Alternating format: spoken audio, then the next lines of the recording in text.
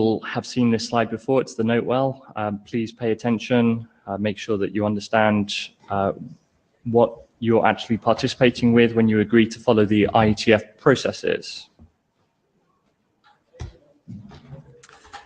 We're just starting to hand out the blue sheet, so please make sure that you sign the blue sheet before you leave the room. We'll check a few times during the meeting to make sure that everyone's actually signing the blue sheets and perhaps where they are. We had a volunteer already on the list for the minute taker today. I think Will, I see. Are you still able to use your fingers this evening? You haven't been using your keyboard too much. Can you be our minute taker?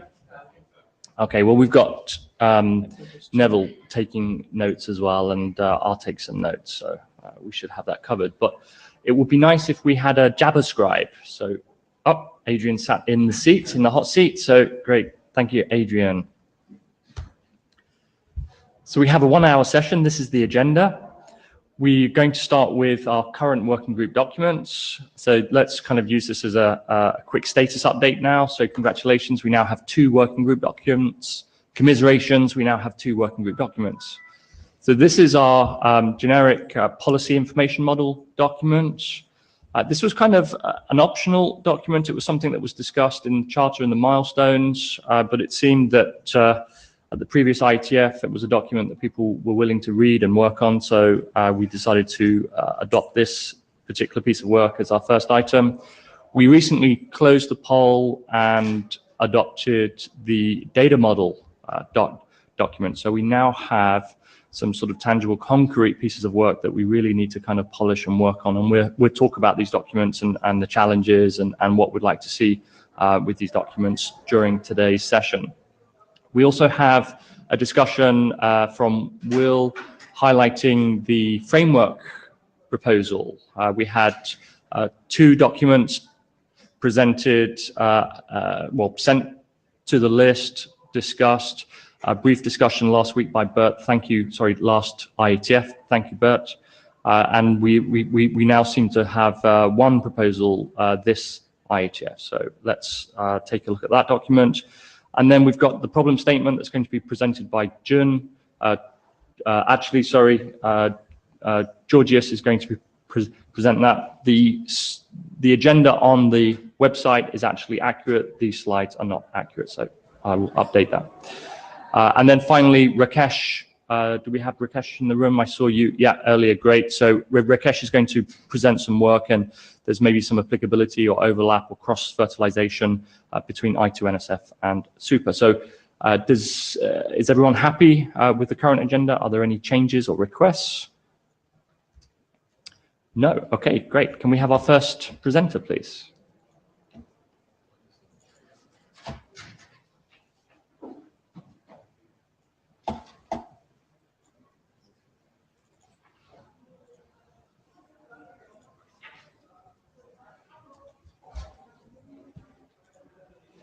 Here in the pink box, and here is the clip. Oh, thank you. Have you got the clicker seen it? Sorry. Oh. Give me.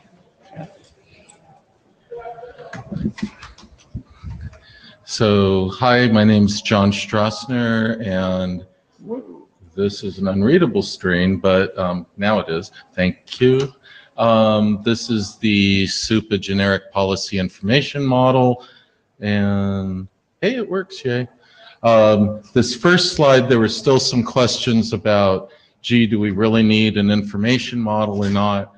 And so this slide is saying it'd really be nice, because otherwise you have 2 problems, both of them interoperability. The first problem is that you're going to have different types of policies from different actors. The second is that because of that, you'll have different types of grammars, terminology, and concepts used.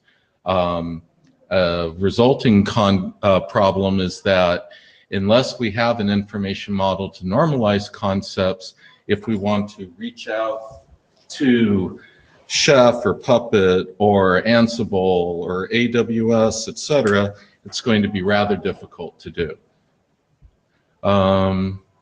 In the interest of time, I'll skip this, The most important thing is the bottom. Standardized policies help heterogeneous systems to interoperate. Main changes from -06, which was the individual draft, we renamed and redesigned one of the classes called SUPA vendor decorated component. It wasn't really, we decided that making it vendor specific was really too hard for right now, and in the interest of time, we wanted to make it more generic, which made more sense anyway. So we made those changes. We responded to questions in the mailing list. We did some final relationship fine-tuning to make the Yang easier, and we built a Yang model from the information model. Then to go from -00 of the working group draft to 01, in honor of Monty Python and a now deceased parrot, the declarative model has ceased to be. The introduction was rewritten and clarified. We did one final major redesign of the metadata class. Other than that, the model is stable. We're experimenting with adding a couple of small classes to take care of the problems that one has with null in implementations. That will be in the next version. But other than that, the content is stable. This is the GPIM taxonomy. So, is there a link? There is. Yay. So here at the top of the tree, right, you have policy. Policy structure is the superclass for building policy rules, and then policy component structure is the superclass for building components that can be put inside a policy rule. The other major classes here, under policy components, you have a policy clause, which is the basic building block for building statements that are policies. You have a decorator, which enables us to add 0 or more objects or portions of objects to a policy clause. And that is an implementation optimization, because instead of requiring all of the attributes for a class to be added at runtime, I can pick off an attribute here, a method there. It's a well-established pattern used in Java and Python and other languages, and we've imported it. For policy clauses, this subclass gives you a canonical form of a policy, but you don't have to use it. In fact, if you just want to ship Yang or CLI, just simply use this encoded clause. You shove the CLI or Yang or TL1 or whatever you want into an attribute, and life is good. And then finally, a policy collection enables us to do event correlation and event aggregation, and return that back to the business logic to generate new policy rules at runtime. And then the last part here is the metadata hierarchy with 2 real examples of metadata. If we look at the ECA policy model, the most important point is that no class is derived from, well, let me put it in the positive way. All classes are derived from a GPIM class. So it is a strict sub-hierarchy of the GPIM model.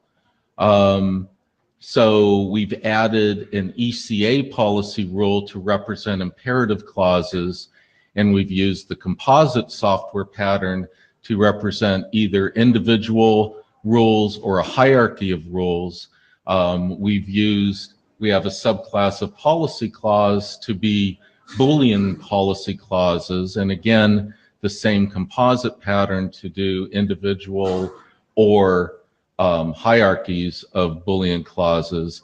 And then event, condition, and action are built here. Next steps, there's one last software pattern that we want to put in as a completely optional set of classes to protect from the nastiness of nulls and give a more generic error handling capability for the data model. And the main work for -02 is going to be adding lots and lots and lots of examples. And as always, feedback is welcome. That's it. Questions? I guess I should have been faster. David Olson. Yes, examples, please. I was finding it really hard to understand, so I think, at least the way I look at this sort of thing, examples would be critical. Yep. Thank you. Examples are coming your way. By the way, before the Seoul meeting. Yes, you can quote me, Mr. Chair. Anything else? Take it away, Joel. Okay, thank you, John.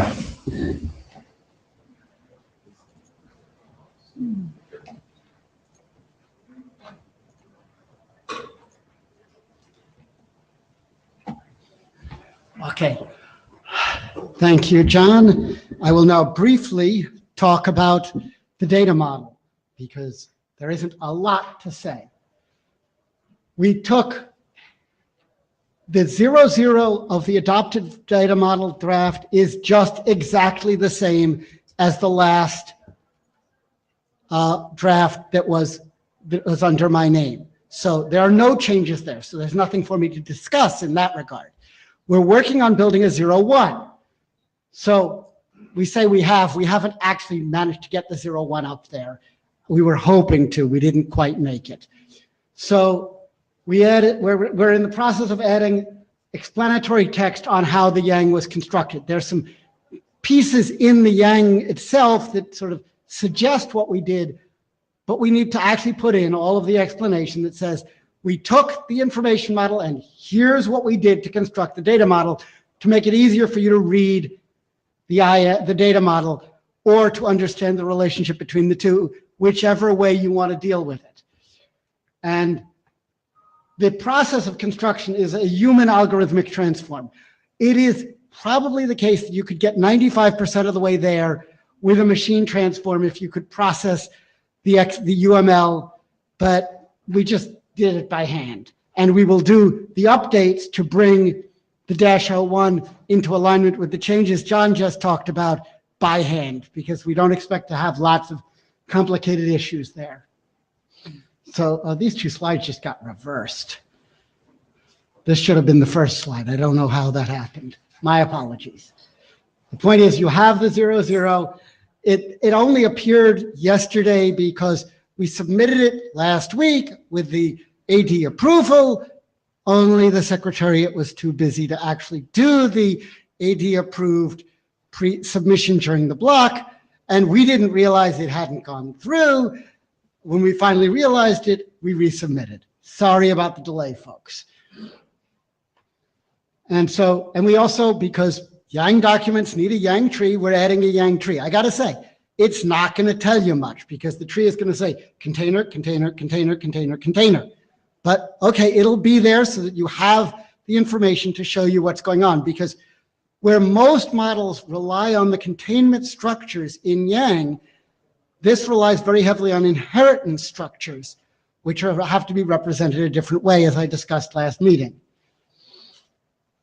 So all modeling changes will be done to both the IM and DM. So if you look at the modeling, use whichever document you're more comfortable looking at. Tell us what modeling issues you find. We will make sure it gets applied in both cases. You don't need to worry about, do I need to send you the comments twice? No, just tell us what issues you find. The working group discusses what the working group tells us to do to the model, we do. And we will make sure it's there. Obviously, Yang problems, if you find specifically that this Yang doesn't work or it's the wrong way to do it, say so, we'll fix the Yang model, the data model. And if the working group says, you shouldn't be using enumerations, you should be using integers for something, fine, we'll do that. And as I said, we'll add explanatory text. We're working on trying to find the right balance between the detail we've got in the IM, and we've got a lot of detail there. I don't want to repeat all of that detail in the Yang model, but we want to put enough information, enough description into the DM that a reader can have a reasonable understanding of what they're doing. Where it'll say, for further details, see the IM. But there has to be a reasonable level. We can't say, you must go through the IM just to understand the basics of the model, because we're going to have both documents and we're going to keep them both up to date. Questions?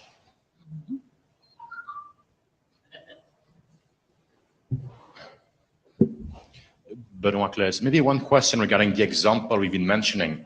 Should all the examples be in the information model or in the data model? We're going to put all the examples in the IM and some of them in the DM so that people see how the Yang derives the set from them. But we want to make sure the IM is understandable. We'll put examples there. Some of those will go in the DM as well.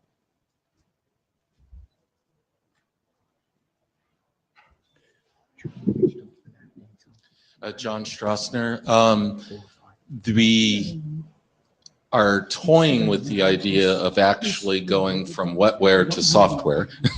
And I don't know if we could make it by Sol, but as Joel said, when you look at the Yang, you're going to be struck with, gee, there's a pattern here where there's actually 3 patterns in the Yang. So therefore, we should be able to build software. If we do build software and it actually works, then we'll either put it in, well, we would obviously put it in GitHub, but we'd probably put it in one of the hackathons, you know, with Yang, so that other people can look at it and say, gee, how good is this? Can we take other information models and use that to generate reasonable Yang? So keep your fingers crossed and we'll see what happens. Bert Wijnen. So if I had to implement the data model, my understanding was we have the information model so that if people want to model the data using Yang, maybe SMI, maybe Corba, maybe something else, I have no something in the future, I don't know. That's why we have the information model. And I thought that, or I would hope that if we have a data model that comes out of that, based on the information model, I understand that, that it would be a standalone document that if I want to implement, I would hope I can do with reading just the data model and not have to go back to the information model. The issue is I am very uncomfortable. We could literally copy all of the descriptive texts from the IM to the DM, but I don't like saying things twice, and B, people already complain about the lengths of these documents. No, and I understand you don't want to do. But we will put in enough information that the DM will be understandable and should be implementable. You shouldn't need to implement the objects, but to implement the whole system, there's probably going to be information in the IM. From my perspective, it's much easier to work with the IM in terms of understanding information structure. For other people, the DM is easier to work with. So you can do either one for understanding the information relationships, but some information relationships are not representable in Yang.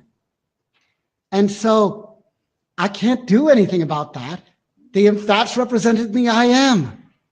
Okay.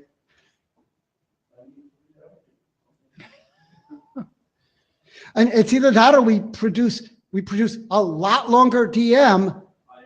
And if the working group tells us copy all of the descriptions in full, okay, we will. Naro Mashkano, and I need to read all this as well. But with SMI and GTMO, which was the information model, the language that we're expressing information models for some of the standard MIB modules, we used two types of two methods. And I don't know if there are any of those are possible. One of them was actually including a relationship with the information model section, which actually was basically tables of mapping of objects, including their inclusion. So you were mentioning relationships. And the other one was using reference clauses, which have an equivalent in Yang. So we certainly do not need to copy description text, absolutely not.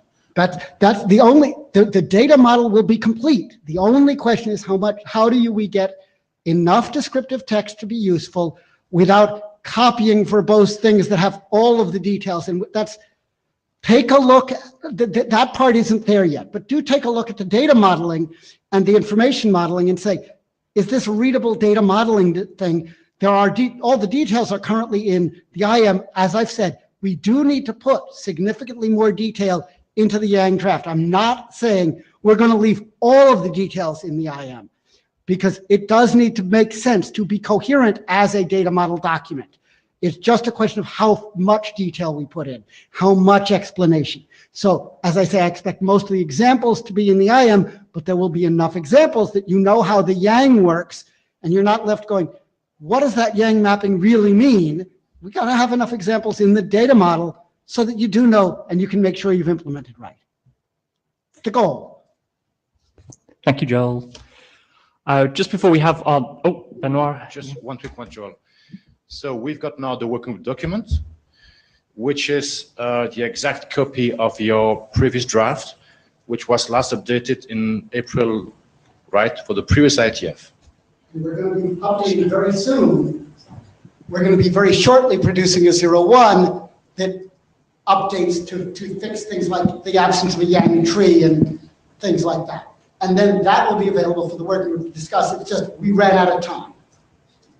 This is fine, but I want to also make a statement that we have some sort of deadlines to make it easy for the working group, like, you know, the deadline for submission, and for 2 drafts, right? This one, the other one, updated like this week, and yours is still the one from the previous IETF. So, you know, maybe we want to. Benoit, we were asked not to change the document when we were posting the 00. And we were also waiting for everybody to agree on the existing document before we started making changes, because we needed to keep the existing document so we could post it. I was trying to work with what I was asked to do. We're going to make changes. We're not going to wait till the next meeting to post any changes. We're going to use the list and try to get things moving a lot faster. Thanks, guys. Has anyone not signed the blue sheet yet? Can you put your hands up if you haven't signed the blue sheet? Okay, one person. And who has the other blue sheet right now? Oh, okay, great. Okay, our next presenter, please. Thank you, Will. So,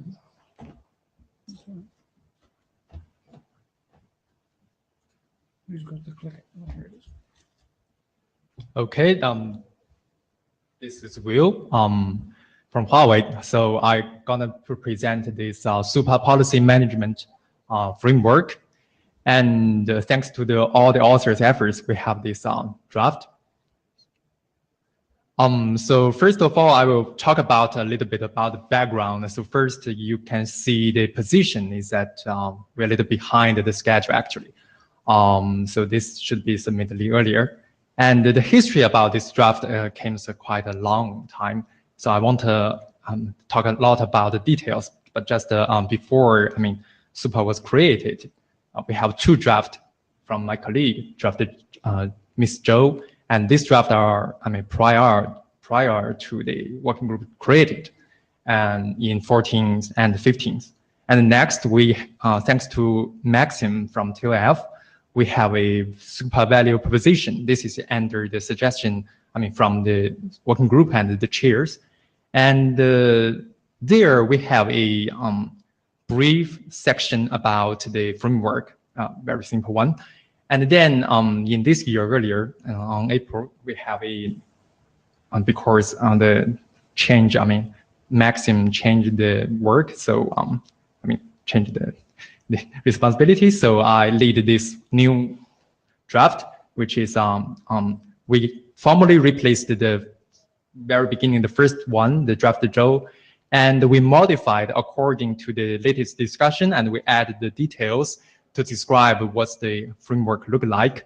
And this is now a standalone framework draft. And we updated earlier this month to 01. We, thanks to all the reviewers, we have addressed most of the comments, and we added a figure about the relationship among the service, policy, and resources. We recently just updated into 02, but it's not submitted right now. I distributed to all the reviewers to let them know whether they're happy with the changes because we addressed most of the comments. So here I'm gonna use 3 figures to describe the framework here. So the first one is how SUPA is used. So this is like the procedure.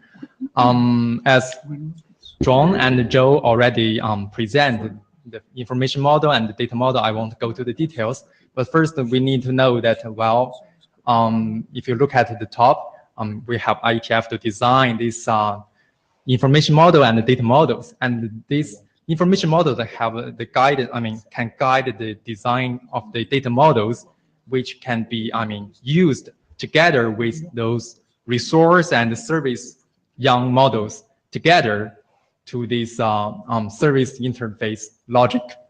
And this one, can create appropriate mechanism for the operators to, to define their own policies accordingly and to create creating or managing the network underlying. And the operator can interact with this such an interface, and which is then translated into the configurations and snippet. So that's the procedure. And then we have a traditionally way to describe the framework. It looks like how do you interact with other blocks.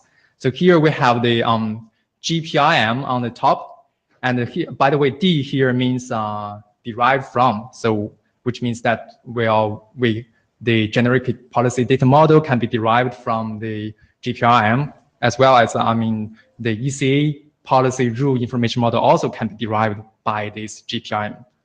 Then we're using this tool to guide the design of the ECA policy rule data model, which can be finally used, communicated to the network management or the controller in other way. And there we have the resource or the service models. And just like I said in previous slides, then this can be, we can have the configurations eventually to the network element, to the network underlying.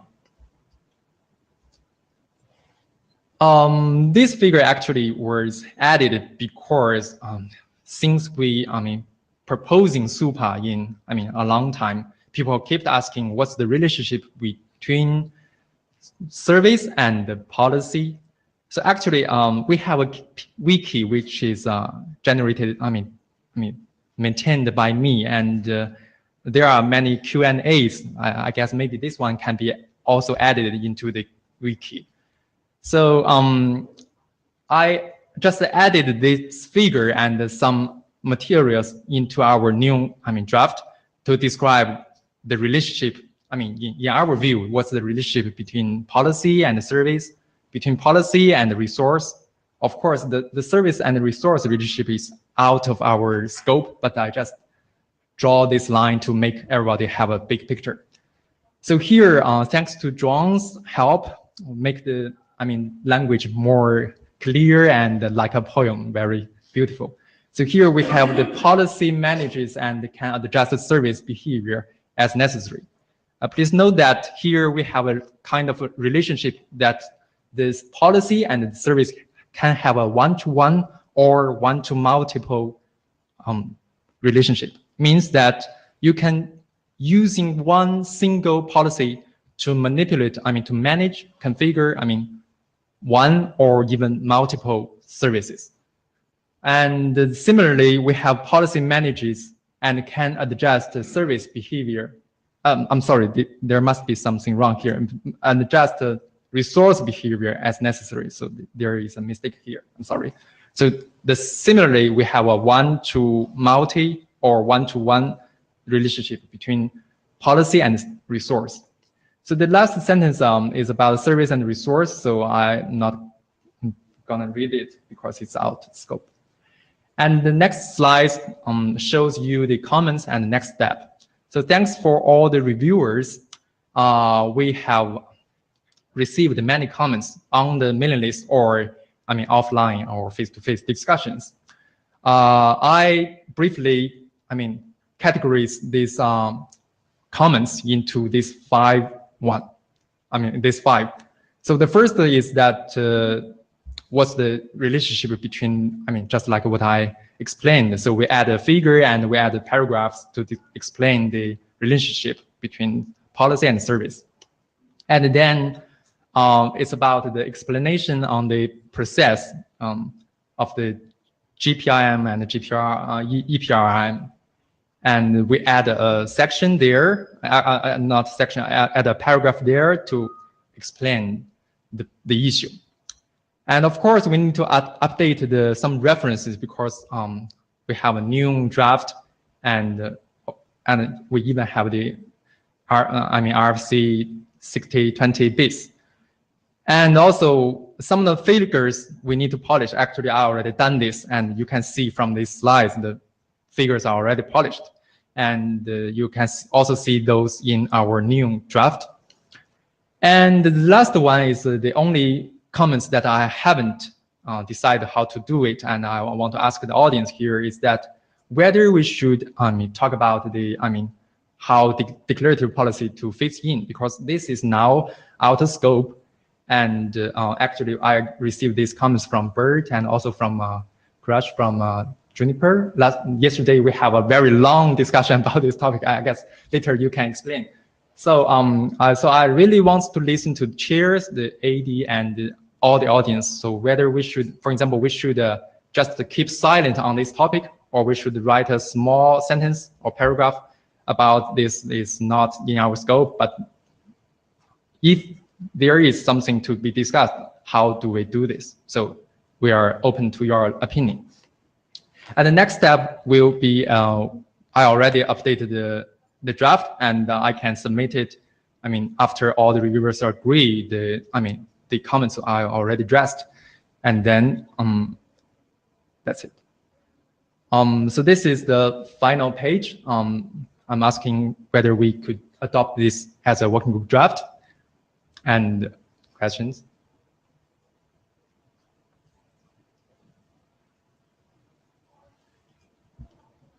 Bertwijnen, if you go back to the previous slide. So that bottom one, like whether the declarative policy should be included in the framework or not, at least, that comment came from me and as I heard from others. The reason why I ask that is because some of us are actually working more on a, declarative or intent-based policy. And that is not part of the working group, we understand that, but that work may actually benefit the working group by the time that they get rechartered and maybe do this work. So it would be good if we can see where you think that those things fit in the framework, so that if we do any of that work, we are not doing something completely different from what was in the overall concept of the policy, the SUPA working group. That would be good to have. That's why I made that comment.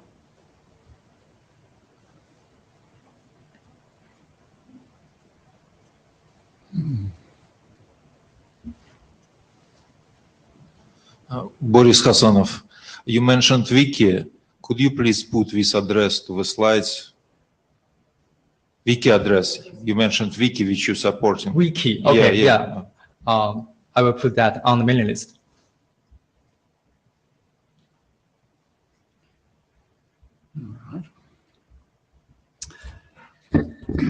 Okay, so if there are no more questions. The next, I have one, which is how many people have actually read this draft? Yes, okay, so there's about 10 people there, which is good. And next, I guess, of those people, how many would support it being a working group item? Okay, that's about the same group, yes. So we will put it up as a working group item and run that on the mailing list for another couple of weeks before formally adopting it. The next question is,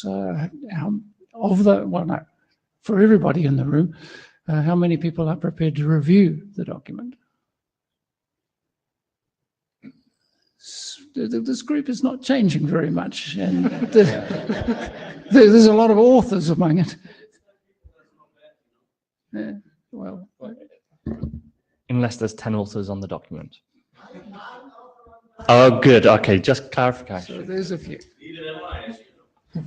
All right. Okay, so that's fine for the document.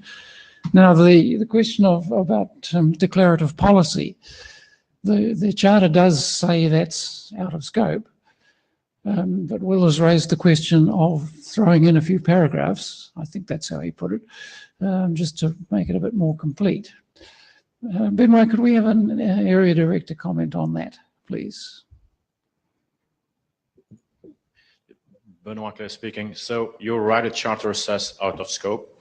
Now, it depends how much time and how much effort you want to put into that. You know, as you mentioned, Neville, if this is a couple of paragraphs telling if there is ever intent, this is how it plugs, this is perfectly fine, right? If we're spending more time on the intent part of the document versus the other one, then we have a problem.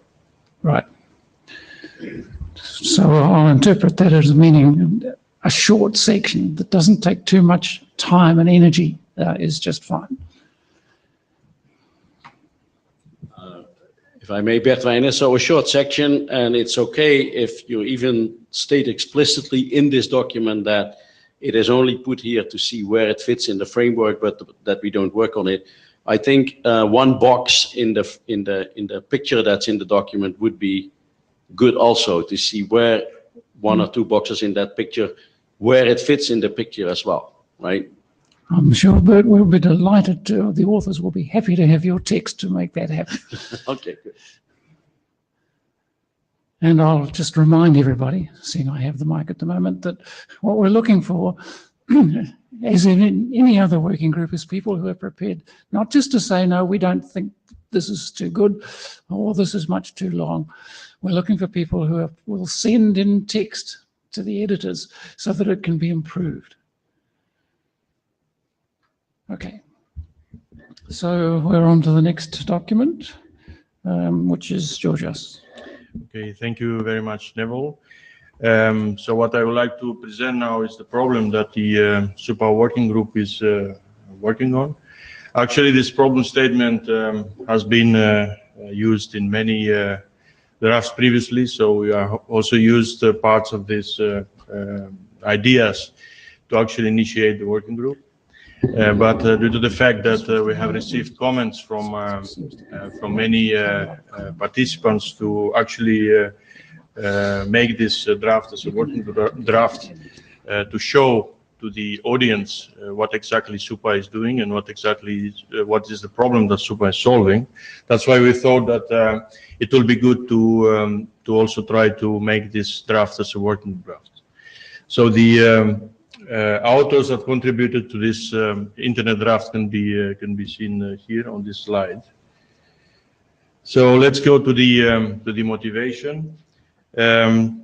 So the growth of the variety and significance of traffic that actually is forwarded and needs to be supported by different complex enterprise and network operator architectures is actually imposing very much complexity on the operational management tasks that have to be done in order to maintain such kind of networks. And at the same time makes the actually the initiation and deployment of new services also quite difficult. So SUPA, what actually SUPA tries to do is to solve this type of challenges, and is providing and specifying a policy-based management framework that actually combines two main concepts. One concept is related to software abstraction of networks. So by doing that, being able to expose information about networks and about other information that is needed for operational management. And at the same time, it's actually providing type of programmatic control for such operational management tasks. So let's go through the status and changes from the 0.0 version. As I already mentioned, this draft actually is based on the information that has been provided in previous drafts. So it replaces these two internet drafts that you can see there.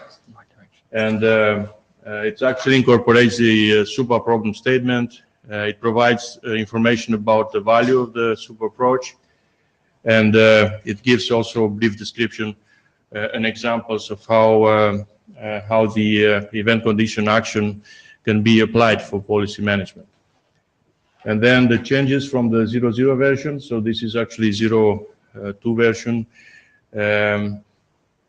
are that a new section on terminology has been added, and we had an old section 3 in the previous version, in the version 0.0, where we described the gap analysis and also the related work. Actually, we deleted that after some comments that we have received during the previous IETF meeting. So let's go through some details on the problem. So current service and network operators need to operate and to support operation of networks that are becoming increasingly complex, and they are increasing their size. And they are using actually multiple type of technologies, multiple paradigms, and also different programmatic control tools. And at the same time, they are actually deployed by multiple vendors. And the operation and management actually of such networks introduces key challenges, and you can see them there at the bottom. Actually, the network infrastructure management becomes to be more complicated.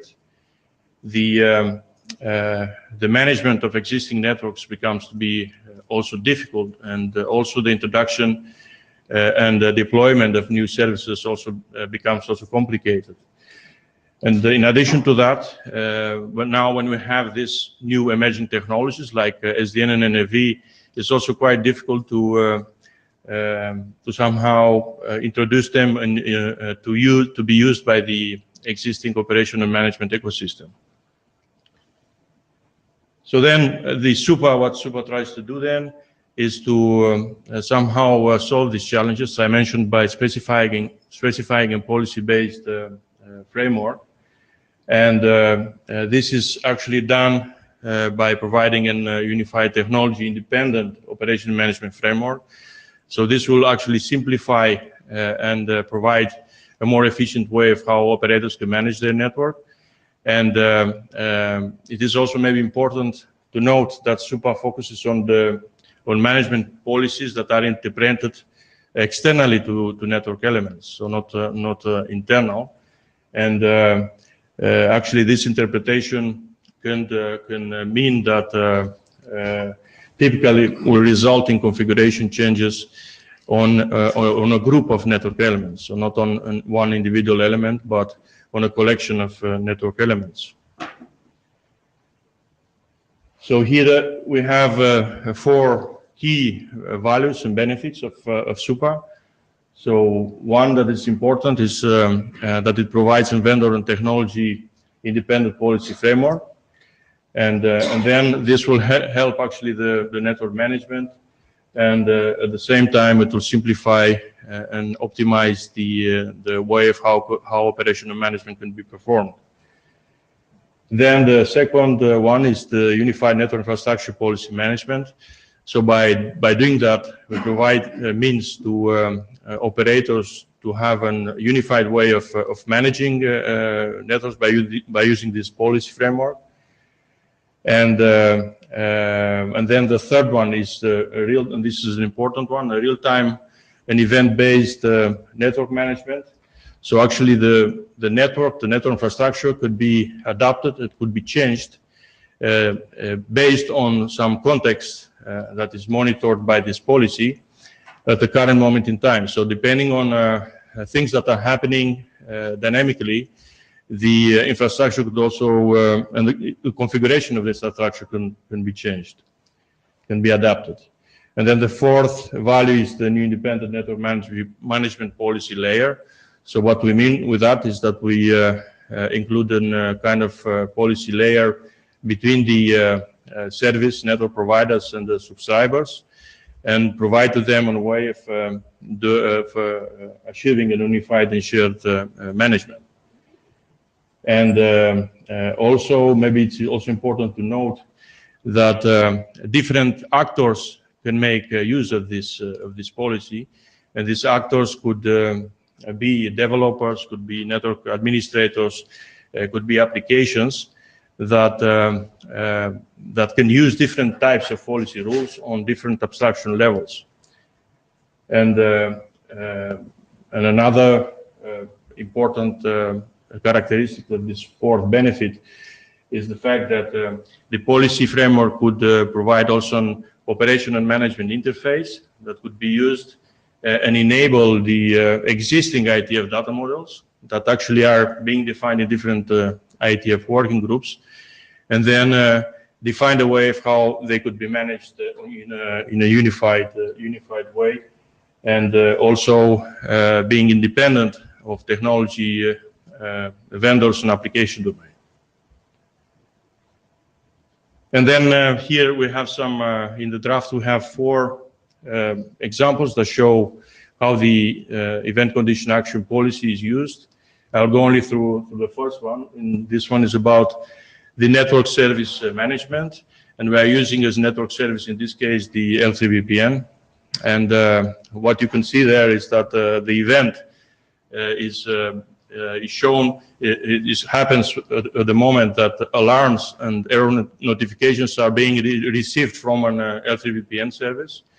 Then, as condition, under the condition that these error notifications are coming from one interface within a period of time, and then the action will be that if the error rate that actually is monitored exceeds some limit, then something will happen. And what will happen here is that this L3 VPN will go into error state, and then also the users that are using this L3 VPN service will migrate to another L3 VPN, one or more L3 VPNs.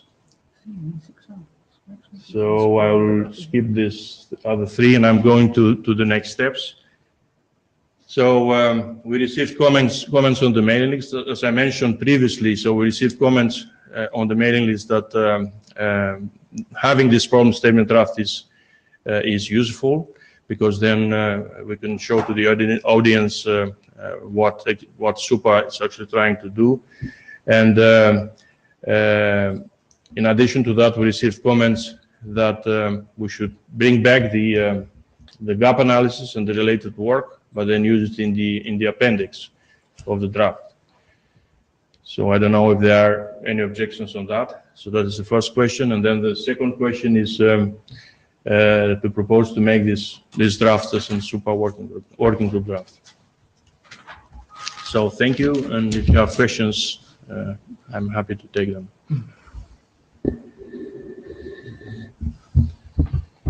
Bill from Huawei. This workable? Actually, that piece of comments is from me, and I do think that because when we're doing this work, there is long time ago. So maybe if you wanted to, I mean, if you want to add the gap analysis, I mean, in a summarized version, and you need to look at what are technologies nowadays. I mean, not only two years ago, because those parts are, I mean, kind of out of date. Yeah, thanks. Dan Romashkano, and I'm a co-author of this internet draft, but I'm kind of wondering what purpose really the gap analysis serves at this point in time, especially if we adopt it as a working group item. We reach consensus to go ahead, because that was a very useful tool while we were doing the BOF and trying to identify what are the problem space to work at. But now it's also, as you said, it's a changing environment. So it will, in 1 year, it will be different. And 1 year after publication, it will be different. So I'm not sure what purpose it will serve. Yeah, I'm also not sure about that. So just waiting for comments. So. Okay, thank you, Georgios. So just a couple of observations. The first is, I've seen some comments on the list that it would be nice to have a problem statement. It's still a little unclear to me as to kind of what purpose this document is going to serve, because we're working on the solution already. We've got data models, we've got the information model. There was a comment that the charter maybe wasn't clear or comprehensive enough, and this document certainly provides, you know, a very good, deep sort of perspective of why we're here and why SUPA was instantiated. But it's written and it's available and it's enshrined in the data tracker anyway. Do we actually need to continue to work and develop this document and actually publish, you know, as a formal, you know, RFC, because you want to adopt the document? Yeah. So that's a question that I would have, and I think we need to ask the working group. Diego Lopez. Formally, my understanding of adopting the document simply that the group thinks that is useful doesn't guarantee that it's going to be an RFC or be published or whatever. And well, I would say it's valuable to that extent. I would recommend adopting it, but asking the authors to take it easy, slow down, and if in some cases this could be useful as an introductory material for something, some other document. That would be my recommendation. Okay, thanks. Thank you, Diego. This is Joel Halpern. I was going to say basically the same thing with one refinement. One of the advantages of adopting it is that we then make sure that the content reflects the working group's preferences, the working group's understandings. Right now, it is the author's understandings. And if somebody else who's not been involved here comes, what they're seeing is the author's understandings. If we adopt it and we put in a little bit of the effort needed to fix it, it's ours. Somebody coming in sees this is the working group's understanding. Whether we publish it as an RFC, whole different question. We can decide that down the road. Yeah. I think it is very useful to us and to this work going forward to have the document. So I'm cognizant that we have a limited number of resources and people participating with SUPA, and I don't want to dilute the effort by having too many documents that are we're working on concurrently. If there's a need to have this document that's going to feed into some of the, the milestones, the charter items that we specifically stated when we created the working group, I'm interested also to hear Benoit's perspective, because he trumps. Please. Xie Chongfeng from Telecom. I think that this document will can provide some guidance on about how to use SUPA in the network in the future, or what kind of scenario, what kind of use case. So I think that will be very valuable for our network. So I hope that this can be adopted in the future. Thank you. Thanks. So that's probably true. So maybe it could become an applicability document, or change it from here's a problem statement to make it something that would be valuable, that people picking this up would then understand how to use it, use cases, whatever. So my recommendation would be to change it that way. May I say something? We have already an applicability document, but we could not submit it in time. So we have an applicability document that will actually describe the examples and more examples that I presented in a more Then I'd fold this into that or whatever's right. Right, have right. one document. So we have an applicability document, we have a problem statement document, we have a framework document. You know, that's a lot of documents. I mean, I'd be much more comfortable if we were to look at, you know, where we can actually merge this effort and keep the text, but actually have, you know, a document or 2 documents rather than, you know, 3 documents at this stage, plus the information model, plus the data model. But Mehmet, as to Nokia, my statement goes actually in a similar direction. The document title says problem statement, but I heard already there is a need for an overview. There is a need to explain how to use SUPA. Both of these does not fit actually under problem statement. In problem statement, I would like to see what the problem is. So we need to kind of decide what kind of documents we need to be able to address what is required. There seems to be some additional information required which goes beyond problem statement. Benoit Claes. So the last 3 persons have been stressing the need stressing the need to document how we apply SUPA. And in my sense, exactly the content of an applicability statement, which is in the charter, which says you take 1 or 2 use cases, and then you explain how SUPA works for these use cases. I believe that we're past for a long time like the problem statement. There is a working group because there is a problem. We know about that, right? So I don't see the value of actually publishing this. We recognize there's a problem, right? What is the solution is way more interesting, in my view.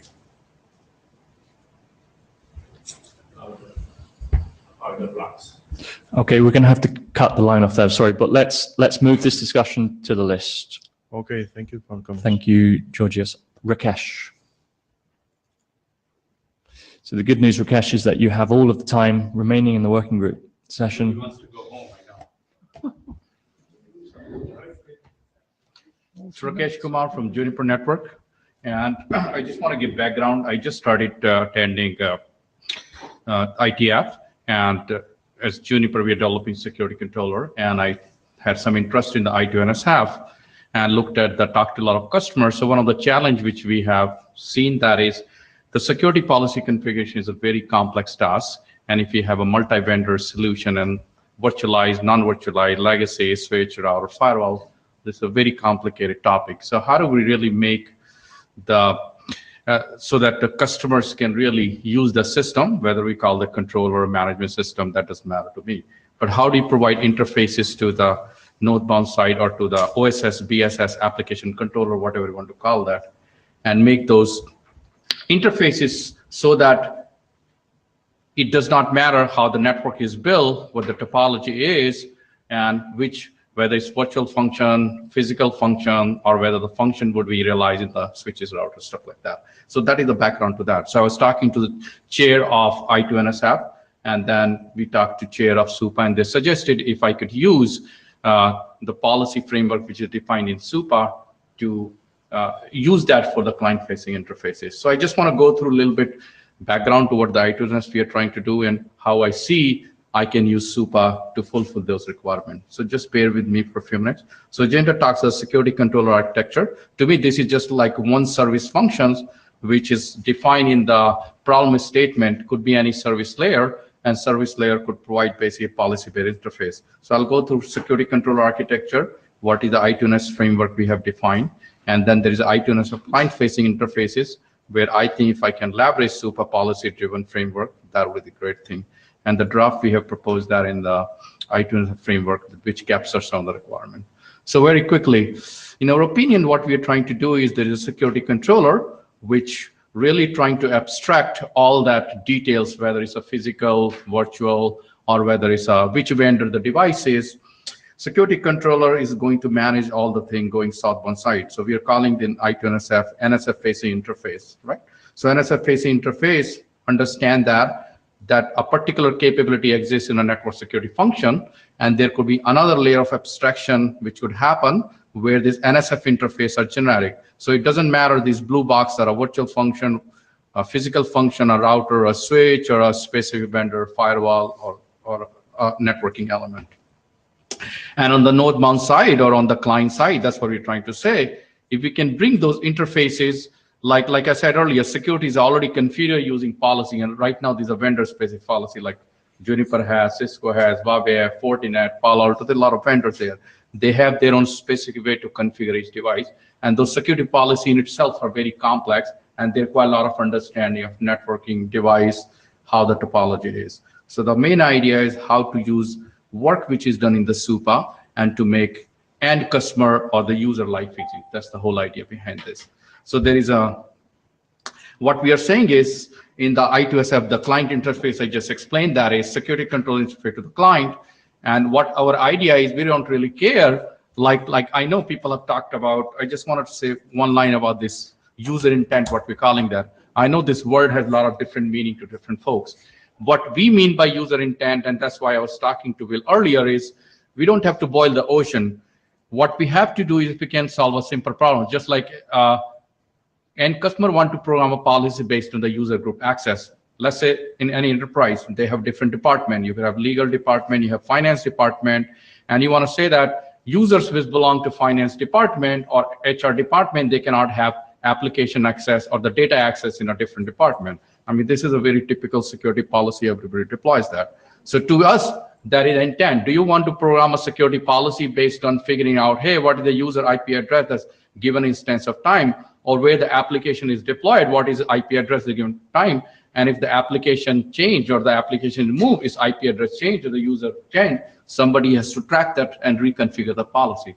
So the bottom line is what user want, not what the device capability is from the CLI perspective, from the 5-tuple, 6-tuple. All users say is, hey, I want to have HR group. I want to give access to this application group.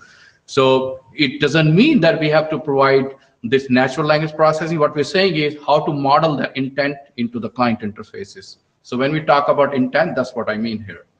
So the next thing is, like I think in the problem statements, you presented that it should be network topology unaware. When clients say that it does not care whether that NSF is where it is located and how it is built.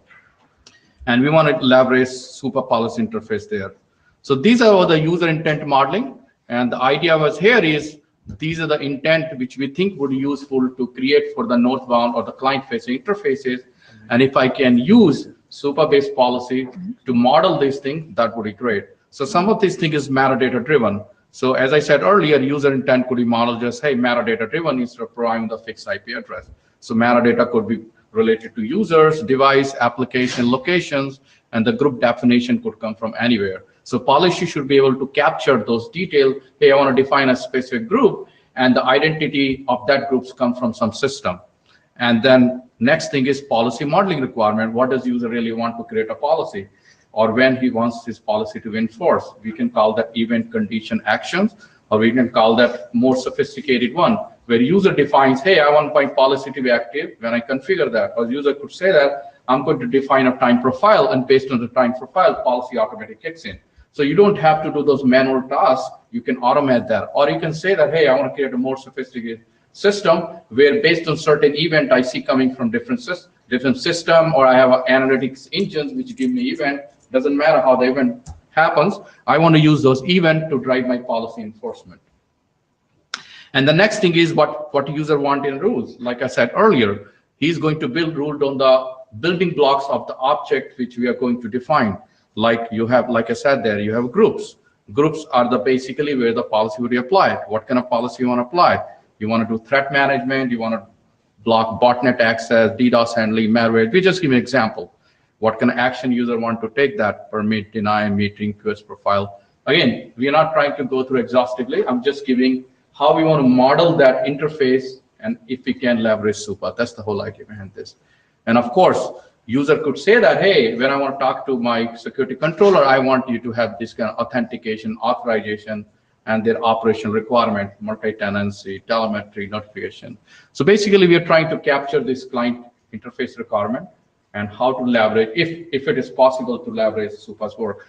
So I have read the draft. You said that in the draft, there are two policies specified. Management policy, my understanding is, and the embedded policy, the discussion we had earlier. So the way I interpreted this management policy is exactly what I thought, what I want. Where management policy is totally abstracting, it's not a device specific. Embedded policy is more device specific. So this is all I have to say. Thank you, Rakesh. Will? Could you please go back to the architecture page?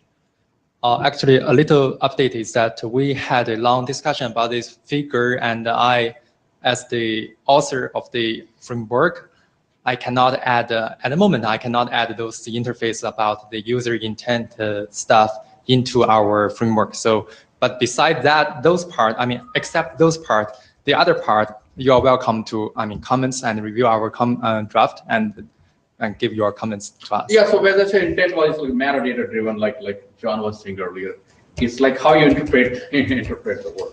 The user doesn't have to know the specificity of 5 tuple, 6 tuple. That's what. Thank you very much. Okay, great. So, and we'll continue to engage, I think, with other people in I2NSF across with SUPA as well. Thank you. So that concludes our session today. If you haven't signed the blue sheet, please come to the front. Okay, Will has the other one. Great. Thank you, guys and girls. We can't have any people are removed.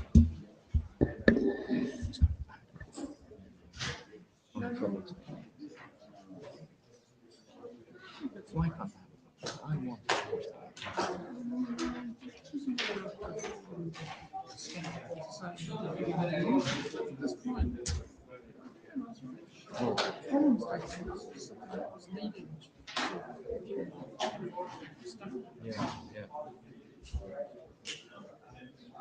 There was something about this should be coming. Maybe it's a little unusual to do that. Bring it like this. Right. 25. Okay, so 16 plus. Yeah, 36. Oh, 27. Difficult to grab you.